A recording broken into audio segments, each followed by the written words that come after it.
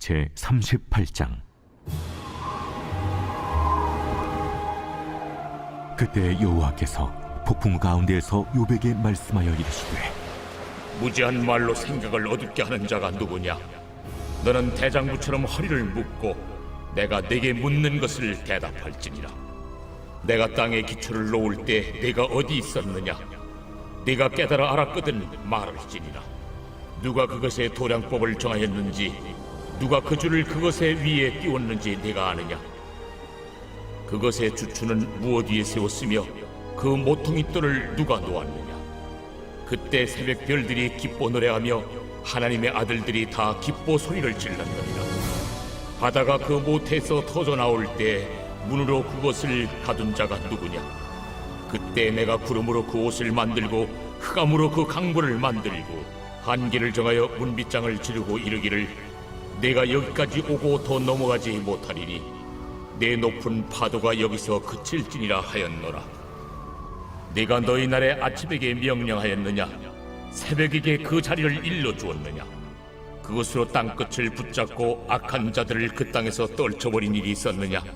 땅이 변하여 진흙에 인친 것 같이 되었고 그들은 옷같이 나타나되 악인에게는 그 빛이 차단되고 그들의 높이 든 팔이 꺾이느니라.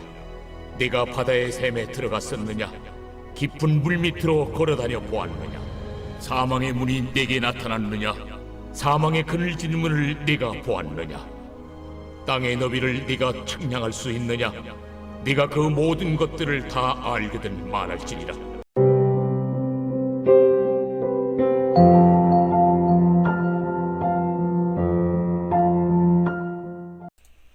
여러분 반갑습니다. 오늘도 큐트로여는 기막힌 하루입니다. 본 말씀 욥기서 38장 1절부터 18절의 말씀입니다. 자, 오늘 드디어 욥과 세 친구 그리고 엘리후의 논쟁이 끝나고 하나님께서 등장하십니다. 오늘 말씀에서 하나님은 그분의 창조 역사를 말씀하시면서 인간의 세 가지 한계를 지적하고 계십니다. 자, 오늘 하나님께서 말씀하시는 인간의 세 가지 한계가 무엇입니까? 먼저 첫 번째로 너는 아무것도 못한다 입니다.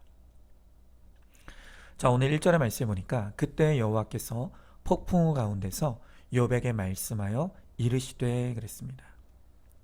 자, 드디어 길고 지루하던 인간들끼리의 말싸움이 끝나고 하나님께서 등장하십니다. 자, 오늘 1절에 보니까 여호와께서 욥에게 말씀하여 이르시되 그랬죠.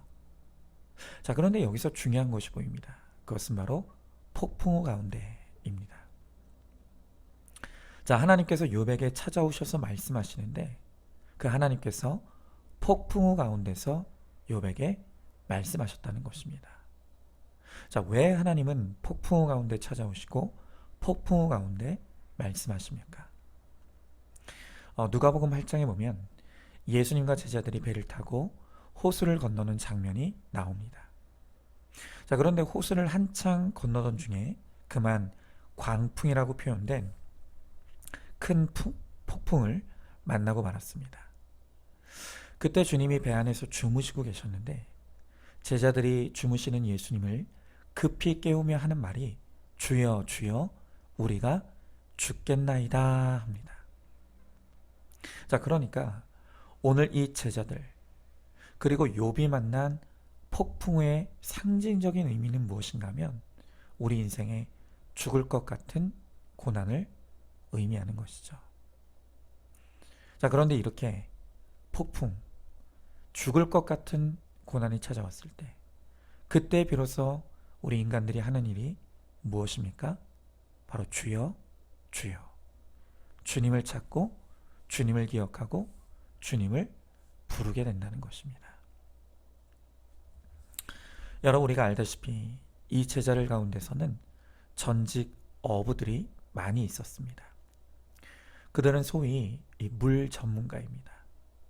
그러니 이들은 이깟 호수를 건너는 것쯤이야 얼마든지 내 경험과 지식으로 할 수 있다고 믿었을 것입니다. 그러니까 주님은 그냥 주무시라고, 다 내가 할 수 있으니까 주님은 그냥 간섭하지 말라고 예수님을 배 안쪽에 버려두었던 것입니다. 여러분, 인간이 이렇습니다. 우리 인간들의 천부적인 은사가 바로 망각의 은사죠. 그런데 그 중에서도 가장 잘 망각하는 것이 바로 하나님의 은혜입니다. 여러분, 우리는 존재 자체가 은혜가 아니고서는 설명이 안 됩니다. 제가 어떤 글을 보니까요, 한 남자와 한 여자가 만나 결혼하게 될 확률이 2.2조 분의 1이라고 합니다. 그리고 그 결혼한 남자의 1억 마리 정자 중 하나가 여자의 난자와 만나 수정태가 될 가능성이 그 1억 분의 1이죠. 여러분, 이렇게 어마어마한 확률의 수를 뚫고 한 생명이 탄생할 확률이 로또 1등에 당첨될 확률의 약 28조 배라고 합니다. 여러분, 제가 복잡하게 확률로 설명했지만 결국 나라는 존재는 그냥 기적의 산물이고 은혜의 산물이라는 것입니다. 여러분, 어디에 우리가 태어난 것뿐이겠습니까? 우리가 자기 힘으로 서지도 먹지도 마시지도 못하는 그 벌거숭이 갓난아이로 태어났는데, 그런데 오늘날까지 우리가 이렇게 살아갈 수 있었던 것도 단 한순간도 나를 놓지 않으시는 하나님의 은혜가 있었기 때문입니다. 그런데 우리가 살아가면서 뭔가 지식이 생기고 힘이 생기고 능력이 생기니까 우리가 금세 다 내가 한 것처럼 착각하면서 마치 하나님 없이도 얼마든지 살 수 있는 것처럼 교만을 떠는 것입니다. 여러분, 그렇기 때문에 주님은 교만한 우리를 깨우치시고 우리가 다시 하나님을 찾고 하나님을 부르라고, 그래서 우리에게 보내주시는 것이 바로 폭풍우, 즉 죽을 것 같은 고난인 것입니다. 우리가 인생에 내 방법도 힘도 능력도 통하지 않는 이 죽을 것 같은 고난의 폭풍우를 만날 때 비로소 교만의 거품이 다 꺼지고 아무것도 할 수 없는 전적으로 무능한 내 존재의 민낯을 보게 되는 것입니다. 그렇게 나의 전적 무능이 인정되어지고 깨달아질 때, 그때 비로소 나에게 이르시는 하나님의 말씀이 들리기 시작합니다. 하나님 없이도 얼마든지 살 수 있다고 믿었던 나의 죄가 깨달아지고 다시 하나님께로 돌이키게 되는 것입니다. 여러분, 오늘 하나님은 폭풍 가운데 우리에게 찾아오셔서 천지창조의 과정을 말씀하시면서 오늘 욥에게 되묻고 있습니다. 내가 온 천지 만물을 창조할 때 도대체 너는 무엇을 했느냐? 여러분, 욥이 한 것이 아무것도 없죠. 마찬가지로 우리가 한 것은 아무것도 없습니다. 아니, 내가 할 수 있는 것이 아무것도 없습니다. 나에 대해서도 세상에 대해서도 내가 할 수 있는 것이 없습니다. 다 하나님이 하시는 것이죠. 자, 여러분, 지금 어떤 인생의 폭풍우를 만났습니까? 질병의 폭풍우입니까? 배우자의 외도의 폭풍우입니까? 자녀의 방황의 폭풍우입니까? 실직의 폭풍우입니까? 부도의 폭풍우입니까? 그 폭풍우 가운데서 주님이 나에게 찾아오십니다. 그리고 말씀하십니다. 너는 아무것도 할 수 없다. 너의 교만을 회개하고 나에게로 돌아와 은혜를 구하라. 여러분, 이것이 바로 내 인생의 폭풍우를 만나게 하신 하나님의 뜻입니다. 자, 한번 질문해 봅니다. 내 인생에 찾아온 폭풍우가 무엇입니까? 그 폭풍우 가운데 주님이 나에게 찾아오셔서 말씀하여 이르신 것을 듣고 있습니까? 폭풍우 같은 고난의 사건을 통해 내 교만을 회개하고 주의 이름을 부르면 반드시 나를 구원해 주실 것을 믿으시기 바랍니다. 두 번째로, 너는 아무것도 모른다 입니다. 자, 오늘 2절 말씀해 보니까 무지한 말로 생각을 어둡게 하는 자가 누구냐라고 말씀하십니다. 자, 여기서 무지한 말로라는 것은 욥을 포함한 세 친구와 엘리후를 묶어서 지칭하는 표현입니다. 자, 그런데 이들이 무지한 말로 생각을 어둡게 한다고 하죠. 그러면 여기서 생각은 누구의 생각일까요? 바로 하나님의 생각입니다. 오늘 여기 쓰인 생각의 히브리어가 에차인데요. 이 단어의 뜻은 숙고한 끝에 도모하다, 계획하다, 결정하다 이런 뜻입니다. 그러니까 하나님은 우리 한 사람 한 사람의 구원과 거룩을 위해 숙고 끝에 계획하시고 또 결정하셔서 어떤 때는 우리에게 폭풍우와 같은 고난을 허락하시고 또 어떤 때는 잠잠케 하시는 평안을 허락하시기도 하십니다. 그러니까 이 폭풍우도 잠잠함도 다 우리의 구원과 거룩을 위한 하나님의 결정과 계획 안에 이루어지는 일이라는 것입니다. 그런데 우리는 늘 무지하여서 문제 해결에만 집착합니다. 그러면서 왜 하나님은 내 문제를 해결해 주시지 않느냐고 원망과 불평으로 무지한 말을 쏟아내는 것이죠. 여러분, 그런 우리에게 하나님께서 뭐라고 말씀해 주십니까? 너는 아무것도 모른다. 여러분, 문제는 해결이 아니라 해석이 중요하다고 했습니다. 우리가 인생에서 실패를 만났어도 의기소침할 필요가 없습니다. 우리의 승리와 패배와 징계와 배반, 이 모든 것은 인생을 구성하는 한 요소에 불과하기 때문입니다. 그때 중요한 것은 이러한 폭풍 같은 사건들을 만나게 하신 하나님의 뜻입니다. 하나님께서는 그런 일을 당할 때마다 우리의 죄와 연약함을 깨닫고 고백하는 것을 기뻐하십니다. 그러므로 언제나 우리의 해결책은 회개입니다. 우리가 큐티로 내 죄를 보며 잠잠히 인내로 기다리면 하나님께서 하나님의 때에 하나님의 방법으로 모든 것을 합력하여 내 거룩과 가정의 구원을 반드시 이루어 주실 것입니다. 자, 한번 질문해 봅니다. 문제를 허락하신 하나님의 뜻은 묻지 않고 내 지식과 방법으로 해결에만 몰두하고 있지는 않습니까? 하나님이 기뻐하시는 것은 말씀의 지혜로 내 죄를 회개하는 것임을 알고 있습니까?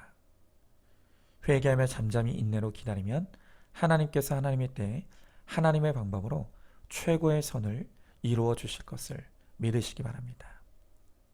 자, 마지막 세 번째로 너는 장담할 수 없다 입니다.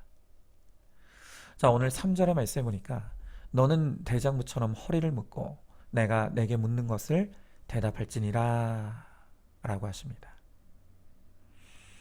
여러분, 오늘 주님은 이제까지 이게 하나님의 뜻이다 라며 떠들어대던 욥과 세 친구 그리고 엘리후에게 내가 너희에게 묻는 것을 대답해 보라고 말씀하십니다.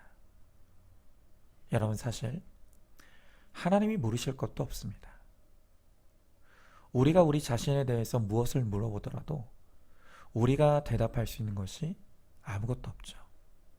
왜냐하면 우리가 우리 자신에 대해 아는 것이 없기 때문입니다. 여러분은 단 1초 앞이라도 내 인생의 앞날에 대해 아는 것이 있습니까?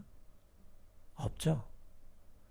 우리는 아는 것이 없고 볼 수 있는 것이 없어서 날마다 눈만 뜨면 미래를 생각하면 두려워 떱니다.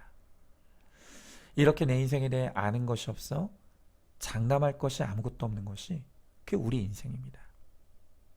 여러분, 오히려 믿음이 없는 무식한 사람들이 매사에 장담을 잘합니다. 100일 작정기도만 드려봐 암도 다 낫게 돼 있어. 40일 금식기도만 해봐 당연히 시험에 붙는다니까. 이런 식으로 극단적인 태도로 내가 하나님의 뜻을 좌지우지하겠다는 것이 바로 잘못된 무식한 열심의 특징입니다. 여러분, 정말로 믿음이 좋은 사람이란 내가 장담할 수 없는 앞날에 대해서는 하나님께 맡기고 오늘 나에게 주어진 24시간을 잘 사는 사람입니다. 배우자가 바람을 피웁니까? 자식이 집을 나갔습니까? 사랑하는 가족을 잃었습니까? 그렇다면 내가 할 일은 잠 잘 자면 됩니다. 밥 잘 먹고요. 늘 여전한 방식으로 아침에 일어나 큐티하면 됩니다. 그럴 때 나의 길이 평탄할 것입니다. 누구도 누리지 못하는 형통을 누리게 될 것입니다. 여러분, 제가 뇌종양을 만나고 비로소 깨달은 것도 바로 장담할 것이 아무것도 없다는 것이었습니다. 저는요, 제가 젊으니까, 술, 담배도 안 하니까, 목사니까, 제 몸에 이런 병은 저와 상관없는 일인 줄 알았습니다. 그러나 이 병을 통해서 나에게 무슨 일이든 일어날 수 있고, 그 일이 일어나더라도 하나도 이상할 것이 없다는 것. 그러니까 무엇 하나 장담할 수 있는 것이 아무것도 없다는 것을 저는 확실히 깨닫게 되었습니다. 여러분, 특별히 저는요, 지금 제 머릿속에 남아있는 이 종양이 앞으로 어떻게 될지에 대해서 아무것도 아는 것이 없습니다. 그 똑똑한 의사 선생님도 저에게 아무것도 장담해 주지를 않습니다. 다만 제가 아는 것은 하나님께서 오늘을 주셨다는 것입니다. 그리고 오늘 제가 해야 될 사명이 있다는 것입니다. 그게 제가 아는 것의 전부입니다. 물론 저도 여전히 문득문득 미래에 대한 두려움과 염려가 찾아올 때가 있습니다. 병이 재발하진 않을까? 끔찍한 고통을 당하진 않을까? 만약 내가 죽는다면 내 아내와 자녀들은 어떻게 살아갈까? 여러분, 이러한 인간적인 두려움이 제게 아예 없는 것은 아닙니다. 그러나 저는 압니다. 우리의 앞날에 대해 하나님이 알지 못하고 보지 못하게 하신 것은 하나님을 두려워하라는 것이 아니라 더욱 하나님만 의지하라는 것이, 그게 바로 하나님의 뜻이라는 것입니다. 그러므로 저도, 또 우리 성도님들도 우리가 최선을 다할 것은 알 수 없는 미래는 하나님께 맡기고 우리는 오늘만 살아내는 것입니다. 여전한 방식으로 오늘 큐티하고, 여전한 방식으로 오늘 사명 감당하고, 여전한 방식으로 오늘 밥 잘 먹고 오늘 잠 잘 자면 그것이 가장 잘 사는 삶이고, 오늘을 잘 살아낸 나의 삶을 통해 하나님이 영광받아 주실 것입니다. 자, 한번 질문해 봅니다. 나의 미래에 대해서 두려워하는 것은 무엇입니까? 알 수 없는 미래를 두려워하느라 오늘 하루를 잘못 살고 있지는 않습니까? 장담하지도 두려워하지도 말고 하나님께 맡기는 믿음으로 내게 주어진 하루 24시간을 하나님의 뜻대로 잘 살아내는 것이, 그것이 바로 하나님의 기뻐하시는 뜻임을 믿으시기 바랍니다. 자, 오늘도 4월 24일 보석 상자입니다. 남자의 3대 죄는 정욕, 나태, 탐식이고, 여자의 3대 죄는 교만, 시기, 질투입니다. 아멘. 우리 함께 기도하겠습니다. 주님, 오늘 주님께서 폭풍우 가운데 우리에게 찾아오셔서 우리에게 말씀하십니다. 너는 아무것도 못한다. 너는 아무것도 모른다. 그리고 너는 아무것도 장담할 수 없다. 하나님, 맞습니다. 저는 아무것도 모릅니다. 아무것도 못합니다. 그래서 아무것도 장담할 수가 없습니다. 특별히 하나님께서 저에게 허락하신 이 뇌종양을 통해서 나는 아닐 거라고 생각했던 저의 모든 장담이 다 무너졌습니다. 그리고 저의 앞날이 어떻게 될지, 또 어떤 일이 기다리고 있을지도 아무것도 모릅니다. 그러나 그 아무것도 알 수 없는 그 미래에 대한 캄캄한 어둠 가운데서 오늘 주님께서 저에게 요구하시는 것은 두려워하는 것이 아니라, 그러므로 더욱더 하나님을 믿고 의지하라고 말씀하십니다. 주님, 저는 할 수 없지만 하나님이 주신 은혜로 여전한 방식으로 큐티하고, 여전한 방식으로 잘 먹고 잘 자며, 여전한 방식으로 사명 감당하며, 그렇게 하나님을 믿고 의지하길 소망합니다. 그리고 그렇게 살아낸 내 하루하루가 쌓여 그것이 나의 거룩이 되고 또 구원이 될 수 있기를 소망합니다.